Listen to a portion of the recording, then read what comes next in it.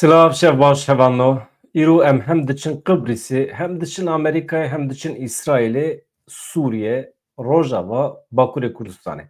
Hemû sa Turekî bavêjin li Başûrê Kurdistanê jî min nûçeyek amade kiriye dişive sîstema qayyûm min mesele heqetin fehm nekir. Gelek şaredar ji wezîfê hatine girtin, li şûna wan kesên nû hatine tayin kirin. Mesele çi ye? Şaredarên navçe û bajarên me ê Başûrê Kurdistanê meqeyî bi hilbijartinan nayêne diyar kirin. Çawa mümkün e merov yekî digireyekî xeşûnewî îrada gelka çawa ye dibe ku li Başûrê Kurdistanê sîstemekî hilbijartina tune be. Heqîqet nizanim. Yani ji bo welîtiyê zanim hilbijartin heye lê ji bo şaredariya nizanim. Nûçî heye ka em bidinin mesele çi ye? Mijara me ya îro ev e em ê serbestiya Selhedîn Demirtaş nîqaş bikin. Yani tiştekî nebe nabe yani. Selhedîn Demirtaş wextê neyê berdan mana tu tiştekî tune ye. Selhedîn Demirtaş sembol e. Yani sembola hevalên xwe ye. Fêgên yüksek daxe hemî hevalê wî yên girtîne. Hemî însanên di çarçova mesela Kurd û Kurdistanê de hatine girtin Selhedîn Demirtaş sembola wan e. Yani îcab nake merov hemî be. Ji ber vê yekî heta Selhedîn neyê berdan tu pêşketinekî ji aliyê dewleta Tirkiye ve ji bo me ne derbasdar e. Yani pêşketin çi dike bila bibe pêşketin xuya nake. Zimanê Kurdî serbest bike jî mana wî tune ye. Wextê însanên me nûnerê me tu davê jî hepsê tu heyfa xwe ji wan distînî û paşê jî tu zimanê Kurdî serbest bikî ev dibe weke şantaj. Yani mîna ku tu malbatekî de tu zarokê wî rehîn bigirî lê heqaret bavî bikî ya jî şekir bidî destê zarokekî din. Nabe yani. Yani we fehm kir mesele çi ye? Yani hêzên dagirketên mala te dagir dikin, îşgal dikin, wextê ku muameleya di nava malbatê de dîsa îşkence hebe, zulm hebe li bav, li dê û zarok jî şekir bide desta. Nabe yani. Mana wî tune ye. Ême em miletê Kurd em dixwazin Kurd, Kurdayetî, parastina Kurdan nebe sûç. Xwe îfadekirin, raman, fikir nebe sûç. Selhedîn Demirtaş heta neyê berdan tu kesekî îqna nabe. Ji xwe nabe jî ne mümkün e hevanna.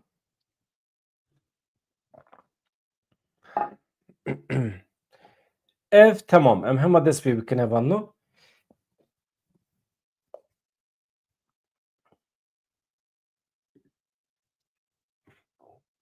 Ev mesela qayyûm Başûrê Kurdistanê balkêş e.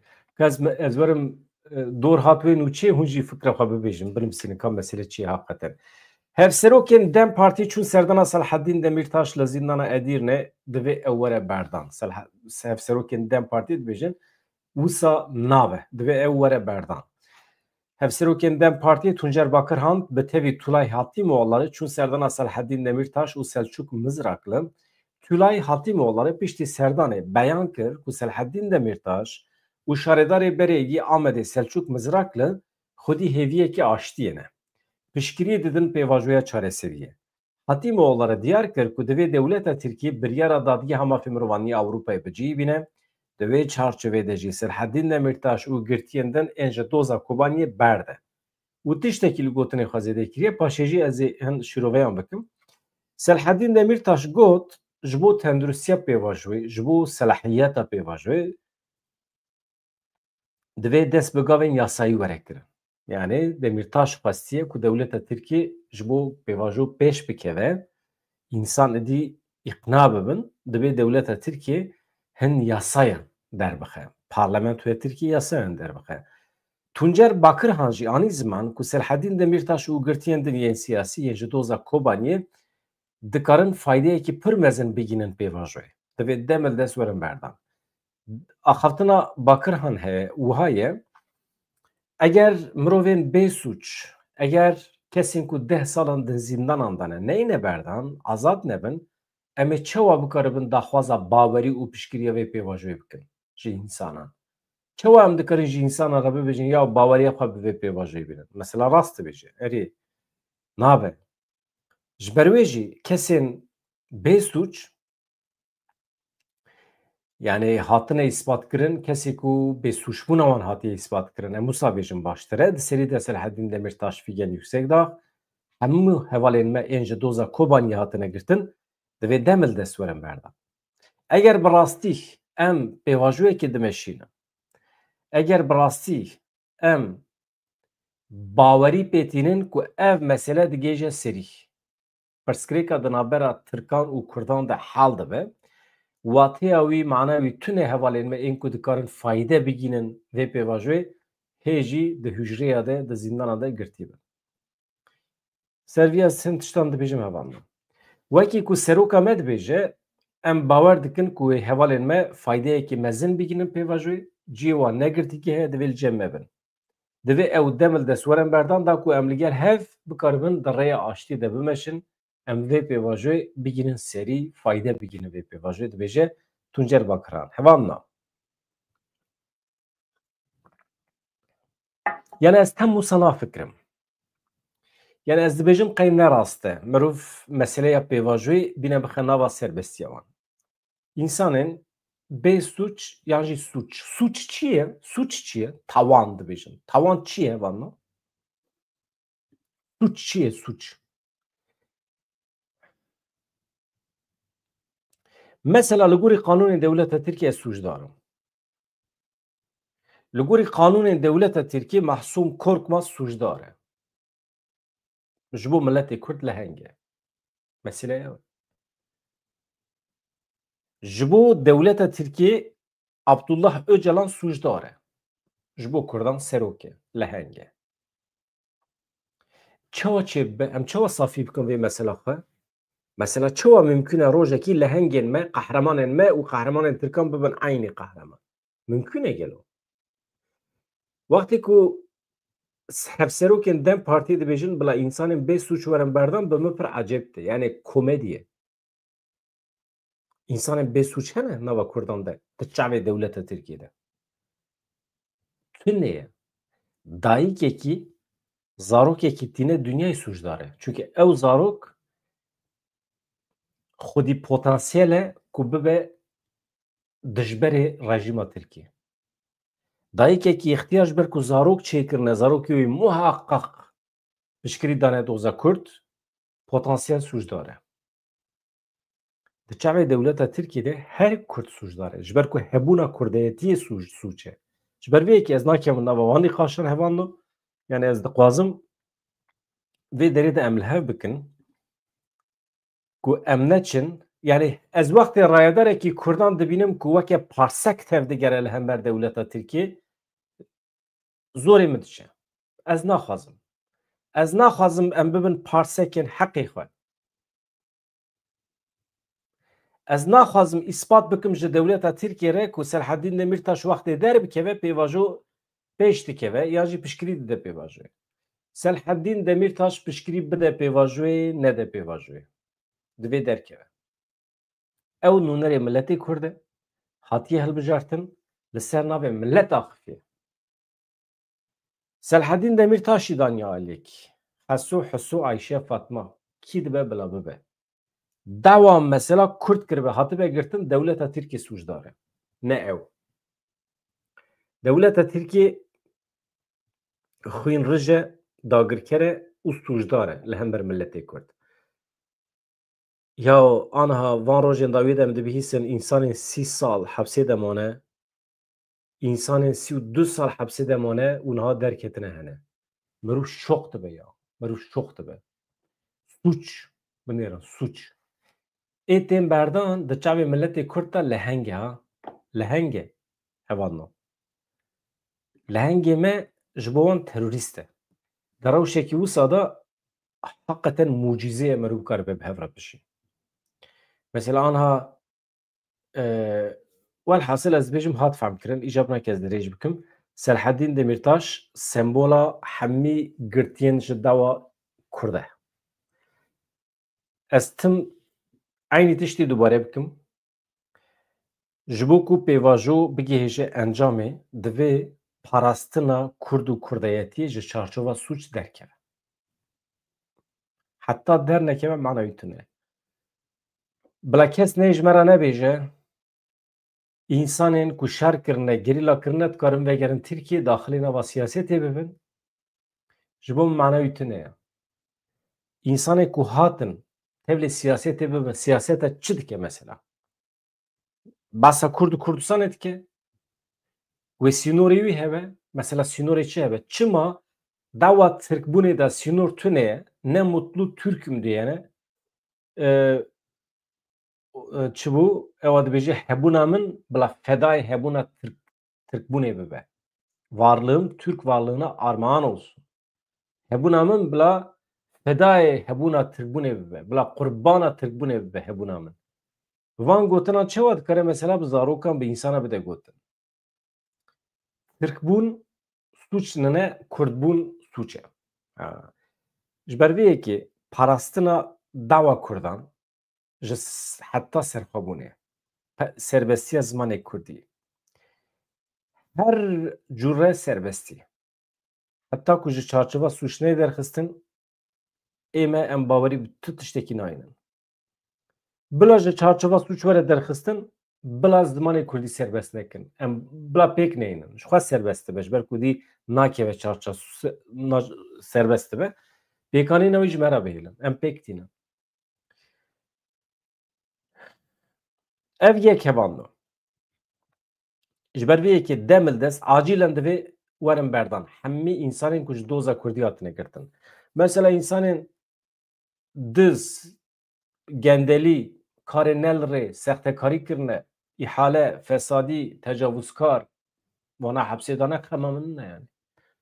Ew li Tirkiye jî di hepsê dane, ew biçin Kurdistanê jî di hepsê dane, ew biçin Fransayê jî di hepsê dane. Ji ber ku suç hene hevano, li her derê dunya eyn suç e. Mesela mêrku jî suç e. Ez behsa şer nakim. Mesela dizî, gendelî, taciz, tecavüz wana suç in. Hekaret li insana bikî suç e. Mesela tu Kurdan inkar bikî suç e. Çünkü hekaret li Kurdan dikî.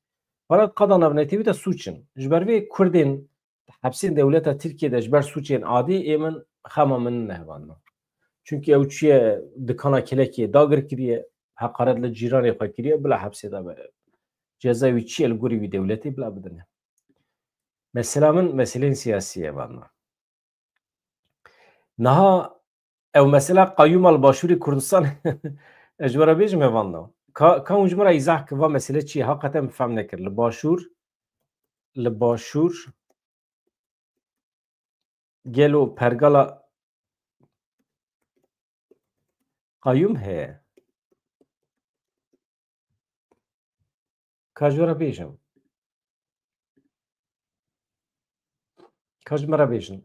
Îja em behsa Qibrîsê dikin îşev hevanda. Qibrîsê jî em hinek bi hev re nîqaş bikin ka mesele çi ye? Li îdareya serbixwe ya raperînê erk û wezîfeyên serokatî ya 6 şaredariyan hatin guhertin. Hejmareke serokê nû bi wekalet dest bi kar kirin. Rêveberê giştî şaredariya îdareya serbixwe ya raperînê Rêbaz Pîro di konferansa rojnamegeriyê de guhertinên di erkên serokatî ya 6 şaredariyan de ragihand beyan kir. Rêbaz Pîro guhertinên ku hatine kirin wiha anî ziman. Qela dizê. Aram Mihemed ji erk hate dûrxistin. Li şûna wê Bextiyar Ehmedî berê serokê şaredariya Helşoyê bû, bi wekalet îro hatiye destnîşan kirin. Helşo Sefa Mihemed Ehmed li şûna Bextiyar Ehmed wekî serokê şaredariyê ê bi wekalet dest bi kar kiriye. Jarawe pir xweş e ne? Bi vê awayî bi vê wesîlê em navên navçe û bajarên xwe fêr dibin li Başûrê Kurdistanê. Qela dizê we bîstiye. Helşo we bîstiye nizanim. Jarawe we nebîstiye. Çuwarqurne we nebîstiye. Serkepkan we nebîstiye. Hacî Yawe nebîstiye we. Min nebîstiye nizanim. Tamam. Em bi Helşo me got çi li Helşo çi biye? Sefa Mihemed Ehmed li şûna Bextiyar Ehmed wekî serokê şaredariyê bi wekalet dest bi kar kiriye. Li Jarawe jî İsmaîl Osman li şûna Rêzan Xidir bi wekalet bûye serokê şaredariya Nahiyeyê. Çuwarqurne li wê derê çi biye? Hesen Zirar ji erk hatiye dûrxistin li şûna wî Awdir Muhammed Resul bi wekalet hatiye danîn. Serkepkan Sîrwan Muhammed li şûna Mewlûd Hemed Ehmed wekî serokê şaredariyê bi wekalet dest bi kar kiriye. Hacı Yawe li wê derê jî Remzî Xalit li şûna Sîwar Feteh wekî serokê şaredariyê yê wekalet hatiye destnîşan kirin. Rêveberê Giştî yê şaredariyên raperînê her wiha eşkere kirin ku ev guhertin di çarçoveya siyaseta Yekîtî Niştimanê Kurdistanê yenekê ya di nava kabîneya hikûmetê de ne.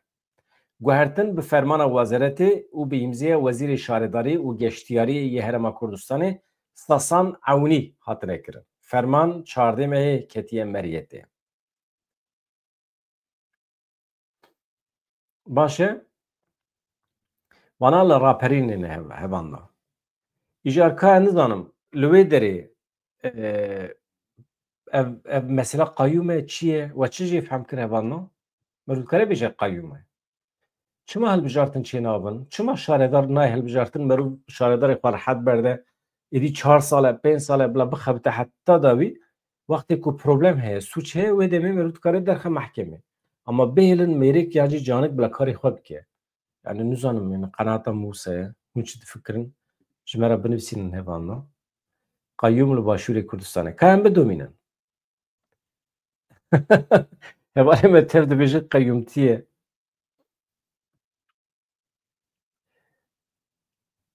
Te çi dibêjî? Ka te çi gotiye var tu? Tu jî wek min hinek sereşkî ke gimgimiye tev sereşkin. Rast dibêjî. Ya em ne sereşkin em serî natevînin. Mirovên vartûyê zû serî natevînin. Na. Na wallah. Yani hinek zêde azadî xwazin. Tamam Amedî jî azadî xwazin. Dersîmî jî azadî xwazin. Herkes azadî xwaze. Me fehm kir hevan? Tamam.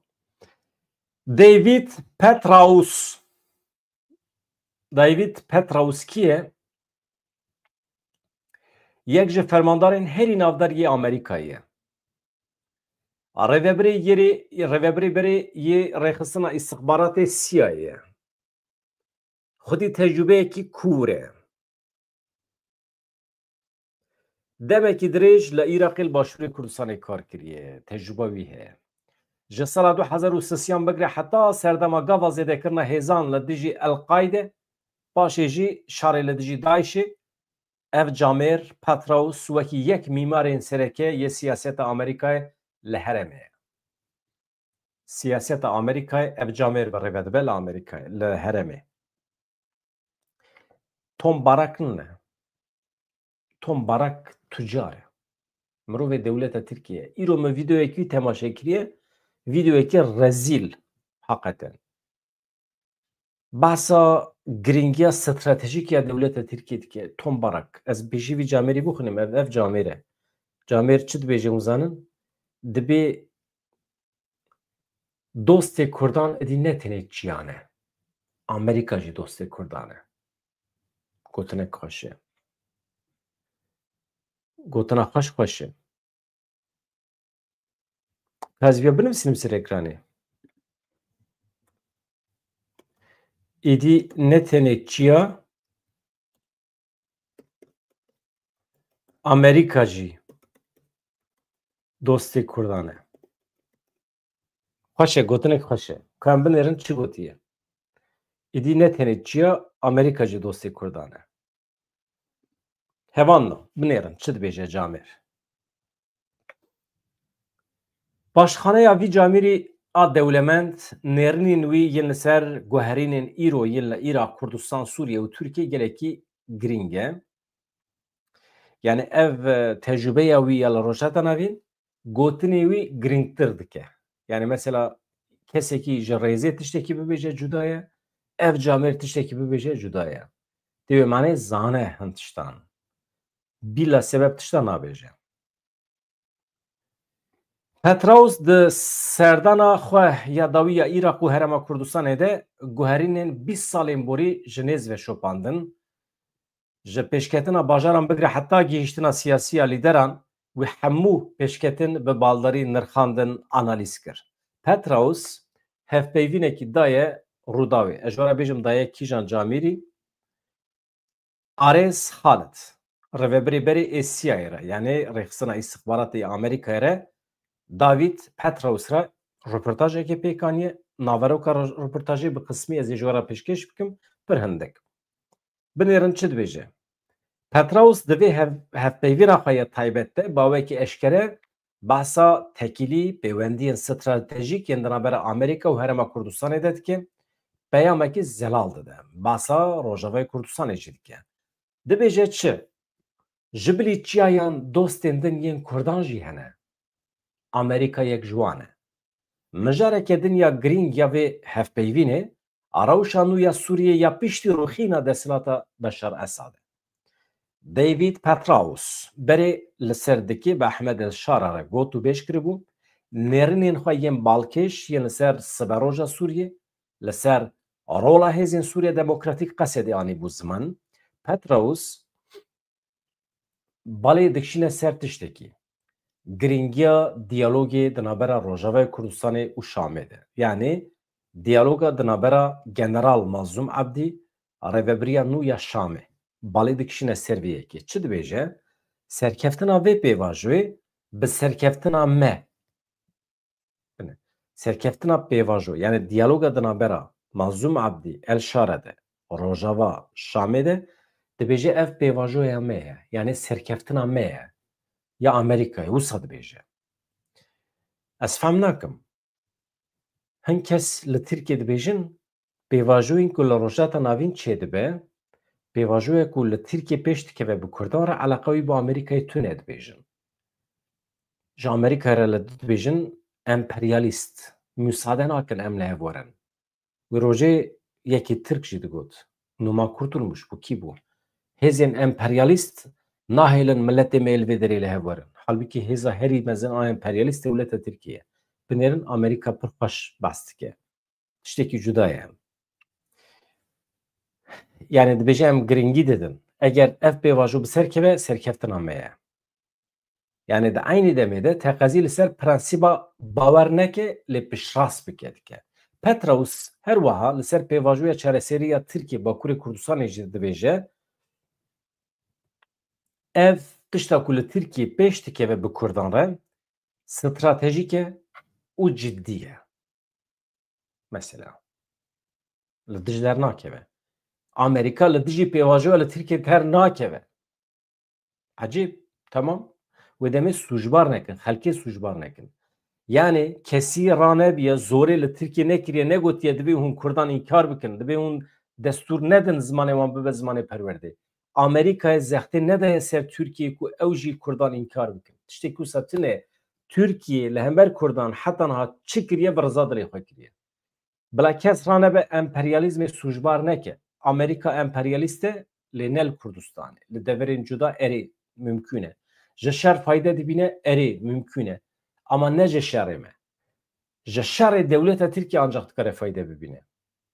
Bi rêya NATOyê çek û sîlah dane Tirkiye. Türkiye ancak dikare ji Amerîkayê fayde bibîne. Hevû di hevalbendên hevin.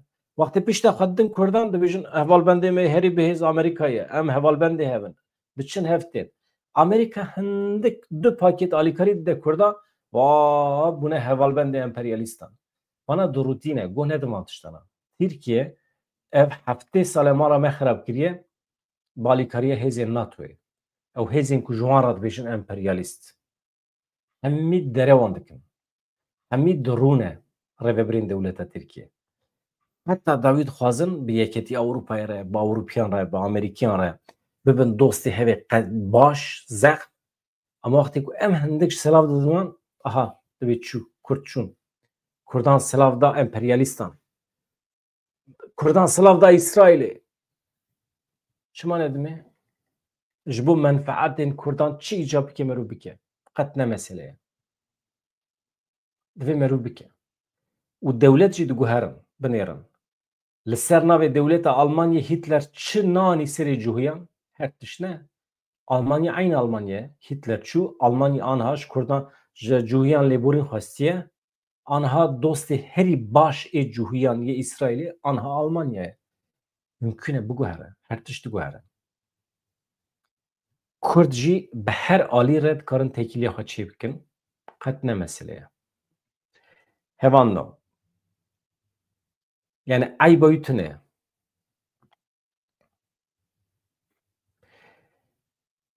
Petraeus behsa pêvajoya li Tirkiye dike piştgirî dide yani vaya vekiriye.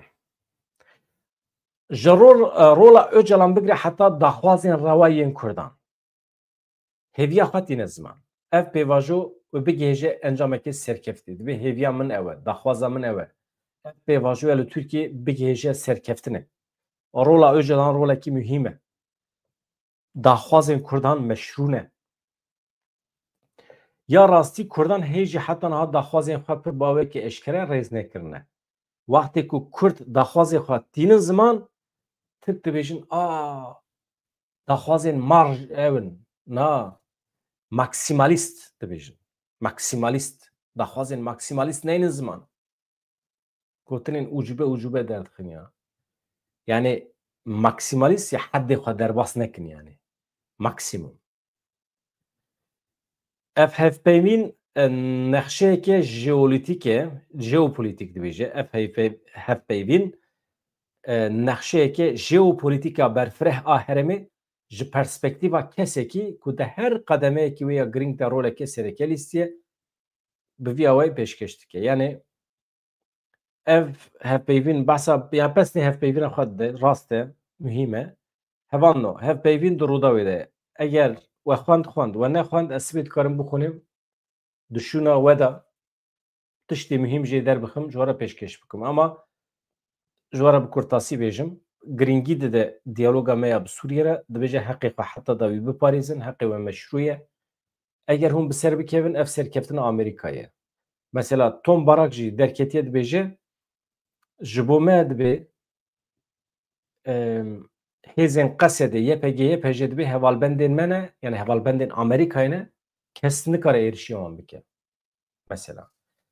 Aynı Tom Barak di vîdeoyekî de jî pesnê aliyê stratejîkê dewleta Tirkiye pesnê wî dide. Türkiye çi qas mühîm e, çi qas dewletekî serkeftî ye, ciyê wî di navbera Ereban de çawa dewletekî layîk e, çawa dewletekî milletê wî bisilman e ema bixwe layîk maye. Mesela qet behsa aliyê antîdemokratîkê Tirkiye nake Tom Barak. Ecayîb însanekê dirûye. Qet zexta dewleta Tirkiye ya li ser Kurdan nayîne ziman. Rola wî ya di tevlihevkirina nava welatê Ereb de nayîne ziman. Tom Barak tam wextê mirov goh dide gotinê wî pesnê dewleta Tirkiye de mirov zane ku hatiye kirîn hevan no. Ji ber vê yekê ez bawerî bi gotinê wî nayînim ew ne dîplomatekî Ereb e ew mirovekî kirêkirî ye. Wisa ye. Ji ber wî li Sûriye federasyon çê dibe çê nabe ji destî wî were li ser navê Amerîkayê dibêje bila Kurd vegerin beriya 14 salan bila bimîne berê. Siyaseta dewleta Tirkiye dixwaze pêk bîne. Yani ez divê qenaetê de me. Yani şika min tune ye. Ji ber vê ez got nadim wî daxwazên xwe hevan no ême Kurd rîca min ji revebirên me ew e.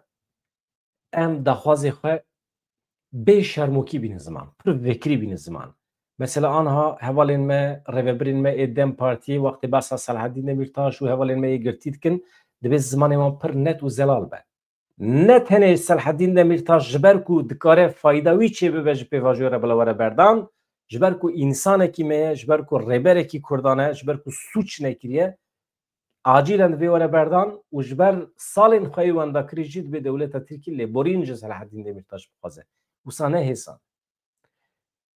Yani eyn tiştê ku rojê min vîdeoya doh pêr de jî ji were gotiye we temaşe nekir nizanim. Numan Kurtulmuş tere Amedê behsa Kurdî dike û serbestiya Kurdî û kî Kurdî heqaret kî Kurdî zimanê Kurdî qedexe kiriye nizanim xwedê çi bîne serî wî filan. Ya yani bi şiklekî wisa daxife sankî min Kurdî qedexe kiriye. Hatiye Amedê nifir dike ji wan kesanek ku ê Kurdî qedexe kirine. Ya henekê xwe me dikin. Ya mîne ku Amediyan Kurdî qedexe kiribe. Çiva tu tê Amedê ji me re behsa çîrokan dikî. Here Enqerê Kurdî qedexeye ne qedexeye li reşnivîsên meclîsê binêre. Qanûnan derxin. Yani ecayîb henekê xwe me dikin ha. Bi aqilê me dilîzin. Well, ji ber vê em dibe daxwazê xwe net zelal bînin ziman, em bibêjin em milletekî cuda ne li rojhata navîn we axa me perçe kiriye, hûn dagirkerin dibê hûn vêya qebûl bikin.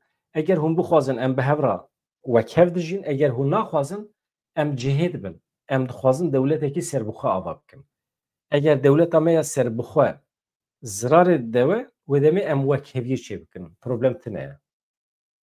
Aliyê bîrokratik de eger pir problem çê dike serxwebûna me, em dikarin bi hev re bijîn. Yani ji vêya kêmtir nabe. Yani ji vêya kêmtir bêexlaqî ye. Heqeten bêexlaqî ye. Çünkü tu tiştekî me ji miletê tir kêmtir tune ye. Ez çima ji mirovekî kütahyayî kêmtir bibim xwedî heq wekî kesekî vartoyî. Yani nizanim yani. Aqilê min nagire. Ez nikarim qebûl bikim. Ya tu carî kesekî vê dunyayê de nikare bi min bide qebûlkirin ku divê heqê min kêmtir be ji tirkekî kütahyayî. Çima yani? Sebep çi yani? Ez nabêjim aqilê wî kêm e êm zêde ye. Ez nabêjim êm zêde ye wî kêm e. Tiştekî wisa jî nabêjim. Ez tenê dibêjim însan kêmaqil be, pir aqil be. Heq divê mîne hev be. Hatta însanekî alçax adî be, însanekî xwedî erdem be, însanekî maqûl be, heqê wan jî divê mîne hev be. Fiq nake. Ji ber vê yekê hevano di daxwazê xwe de em zelal bin.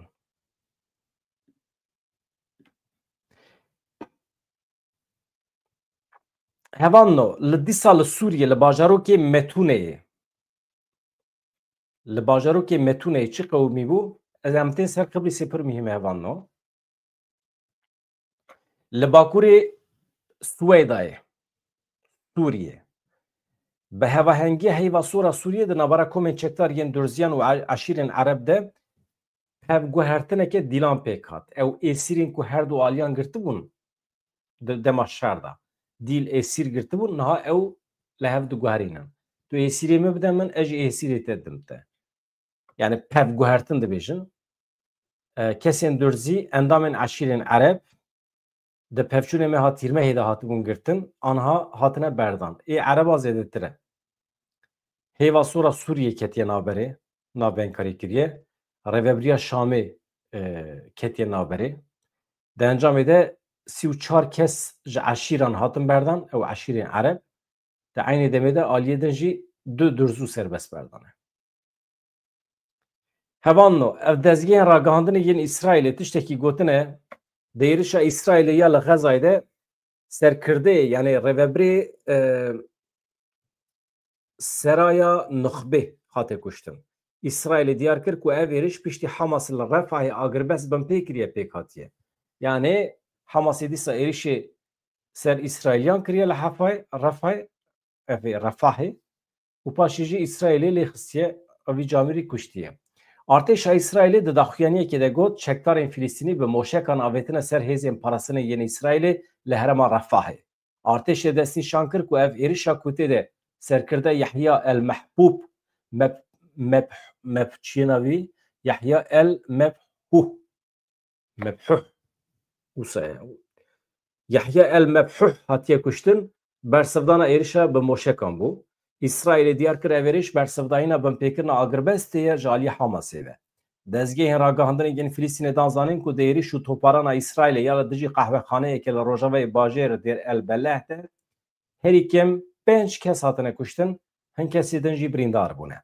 Girêdayî wê Hamasê tohmet sûcbariyên binpêkirina agirbestê didomînin.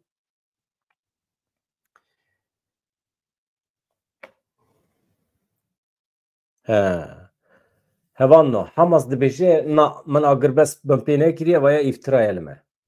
Endamê nivîskiya tevgera Hamasê Ezzaqel Reşeq da zanîn ku İsraîlê agirbest binpê kiriye ne em ne me ji bo rewakirina sûçê xwe jî hincet çêkirine. Radyoya İsraîlê da zanîn ku eger heye yani mümkün e êriş li dijî Xezayê berfirehtir bibin bi taybetî piştî ku agirbest li Refahê hatiye binpêkirin.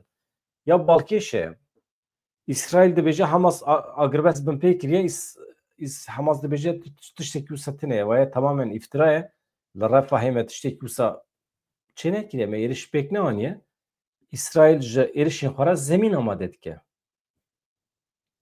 Ne? Hevanno dewleta Tirkiye li Qibrîsê wenda kir. Li gorî ûnzanin hilbijartina serokatiyê pêk hat, li Qibrîsê mesele gelekî hesas e.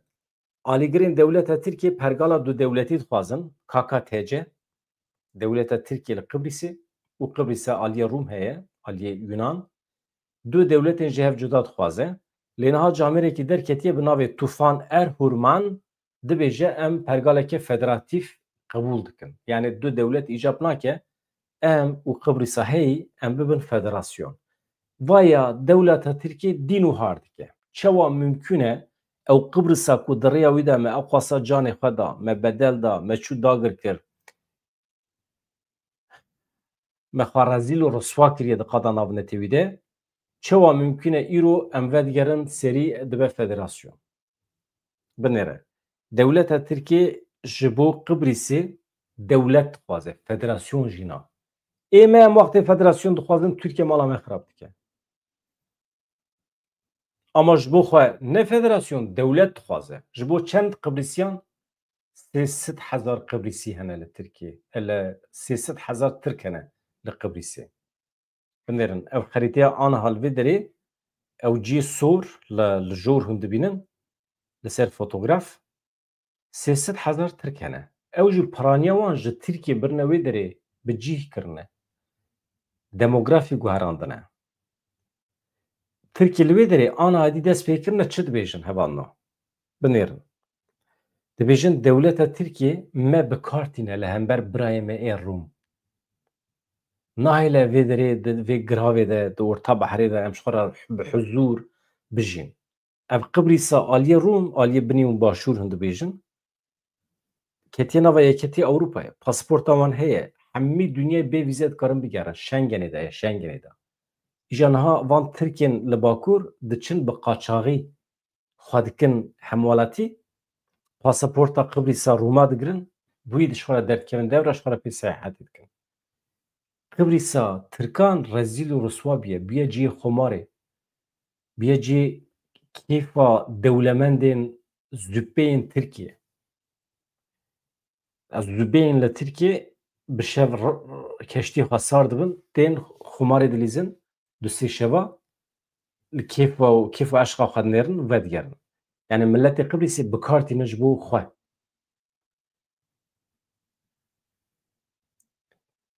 Îja Qibrîsî vê yekê naxwazin, dibêjin vaya li rûmeta me dikeve. Vaya li me heqaret e. Em naxwazin Tirkiye me bikarbîne li hember birayê me Rûm. Em dixwazin dewletekî me hebe navê Qibrîs be, federasyon be, bila zimanê Yunana hebe, bila zimanê me hebe, zimanê Rûm hebe, zimanê me Tirkî hebe. Normal em ji xwe re bi hev re bijîn. Wekî Almanya, sîstema federal, wekî Swîsre, bixnake, wekî Belçîka jî dibe. Îja em binêrin dewlet Baxçelî çawa dîn û harbiye. Li Qibrîsê li gorî encamên nefermîgî hilbijartinên ku pêk hatin, Tufan Erhurman ew alîgirê federasyonê ku dijî AKP MHP ye, wekî serokê nû yê Komara Tirkiye ya Qibrîsa Bakur hate hilbijartin. Di tûra yekem ya hilbijartinên serokatî yên li Komara Tirkiye ya Qibrîsê de li gorî encamên nefermî Tufan Erhurman serokê Partiya Komarî ya Tirkiye CTP ew ji Kurdan jî hez dikin bi qasî ku tê bîra min. Bi rêjeya ji 362.6 yani ji 363 dengan girtiye û wekî serok hatiye hilbijartin. Niha di vê derê de tamam hat hilbijartin. Hem jî bi rêjeyekî pir bilind 363 hevanna. Türkiye dîn û harbiye li ser navê Tirkiye û zanin Dewlet Baxçelî heye. Dewlet Baxçelî ku bi xêra vê pêvajoyê hindik ve jî navê demokrasiyê bilêv kir. Bilêv nekiriye em wisa texmîn dikin ku bilêv kiriye. Di vê derê tam dîsa aliyê xwe faşîst, şoven, nijadperest derxist pêş û tiştekî got. Di vê parlamentoya Komara Tirkiye ya Qibrîsê acîlen bi lez û bez li hev bicive, encamên hilbijartinê red bike û tevlî Tirkiye bibe. Dibêje Dewlet Baxçelî.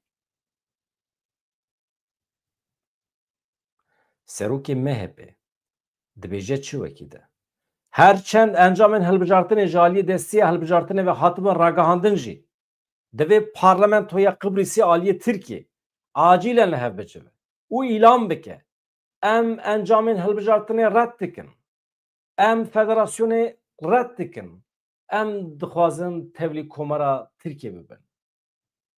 Bila tiştekî wisa îlan bike. Kî îlan dike? Mesela kî îlan bike? Serokê Têberê çû bergolika. Maryonet hene maryonet. Maryonet hûn çi ye?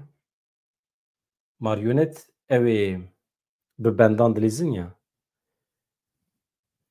Darekî hev bi tiliya dilîzin wisa. Dewleta Tirkiye serok û rêberên Tirkiyên Qibrîsê ji xwe re dixwaze weke maryonet bikarbîne. Weke maşa bikarbîne. Mêrik sedî şêst û heft bû. Şêst û sisê deng wergirtiye bîye serokê Qibrîsê yani raya temamê Qibrîsyan girtiye. Îdî dixwazin bibin federasyon, îdî dixwazin tevlî Qibrîsa Rûman bibin, dixwazin bibin xwedî pasaport, dixwazin dunyayê bigerin serbestî. Lê Dewlet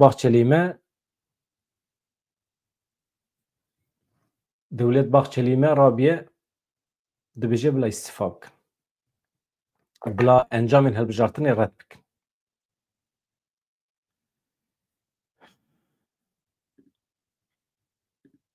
Hevano ez dikarim ji we re spas bikim ji bo eleqa we ya ji bo vê kanalê. Gelek spas dikim. Mala we ava. Ez dixwazim hevalê ku nebûne abone ji kerema xwe re bibin abone. Mühîm e.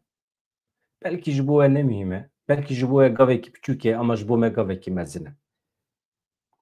Mesela eger tu bibî abone û 100,000 însanên mîna te bibin abone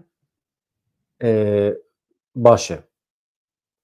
Di vê naberî de ji her derê cîhanê însan li me temaşe dikin, ji me re peyam tên, mala we ava hevanno. Gelek spas dikim. Ji Kazakistanê bigire heta Japonya, Çîn, heta Afrika ji her derê însanê me ji me re peyam dişînin.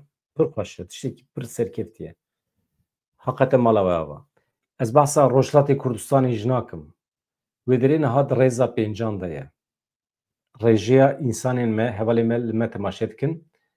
Bakurê Kurdistanê rêza yekem de ye. İstanbul, Türkiye heye. Almanya di rêza duyem de ye. Suriye, Rojavayê Kurdistanê di rêja sêyem de ye. Paşê Fransa tê, Başûrê Kurdistanê tê, Swîsrê heye û Rojhilatê Kurdistanê wekî Îran dimîsîne. Evaye di YouTube'a min de însanê ku li me temaşe dikin herî zêde. Lê abonetî hebe ez kêfxweş dibim. Ji bo îtîbara me jî baş e. We goterê ez silav û rêzê xwe ji we re pêşkêş dikim. Sibê serê sibê ez ji we re bernameyekê cuda amade dikim. Dem baş, şev baş.